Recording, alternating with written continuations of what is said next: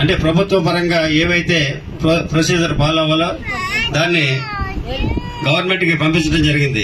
అయితే election result వచ్చే వరకు ఏ విధమైనటువంటి ఫైల్స్ మూవ్మెంట్ లో లేవు కాబట్టి ఎలక్షన్ రిజల్ట్ వచ్చిన తర్వాత ఎన్డీఏ ప్రభుత్వం ఏర్పడిన తర్వాత మళ్ళా ప్రొసీజర్ మొదటికి వచ్చింది. ఏంటంటే గత ప్రభుత్వంలో ఇచ్చినటువంటి ప్రొసీడింగ్స్ ఏవి కూడా సెలవు అంచేత మీరు మరలా ఈ ఎక్స్గ్రేషియా గురించి అప్లై చేసుకుంటే గానీ పని అవ్వదని అధికారులు చెప్పడం వల్ల నేను ఎప్పటికప్పుడు ఆర్డీఓ గారితో కలెక్టర్ గారితో టచ్ లో ఉండి దీనికి సంబంధించినటువంటి వివరాలు తెలుసుకుంటూ ఫైల్ ప్రాసెస్ చేయడం జరిగింది.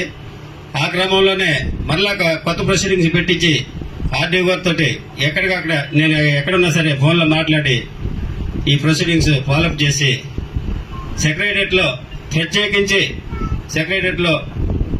సిఎంపీసీలో ఉన్నటువంటి ఓఎస్డీ గారితో మాట్లాడి ప్రద్యుమ్న గారితో మాట్లాడి ఈ యొక్క పని మీద 2 రోజులు అక్కడే ఉండి ఫైల్ మూవ్మెంట్ చేసి 5 లక్షలు 10 లక్షలు వచ్చేటట్లు పట్టుబట్టి అక్కడ నాకు ఉన్నటువంటి ఆఫీసర్ తోటి ఉన్నటువంటి రిలేషన్ బట్టి ఈ 10 lakhs వచ్చేటట్లు ప్రొసీడింగ్ పాస్ చేయడం జరిగింది. అది జరగానే ఇమీడియట్ గా ఆర్డీఓ గారికి ఫోన్లో తెలియజేశాను.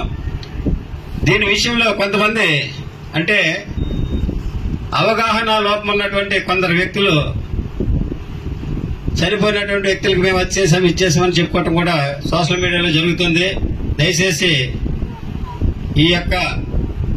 ఈ పని విషయంలో ఎవరికి కూడా ఏ విధమైనటువంటి సంబంధం లేదు.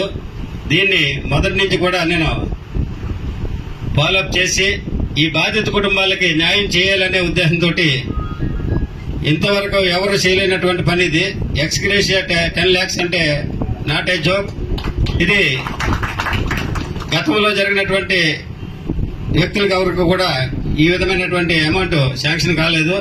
కానీ ప్రభుత్వ పరంగా అంటే ఇప్పుడు ఎన్డీఏ ప్రభుత్వం ఏర్పడిన తర్వాత మన ప్రభుత్వం అంటే ప్రజల పట్ల ఏ విధంగా ఉన్నదనేది మీరు ఒకసారి గమనించాలి.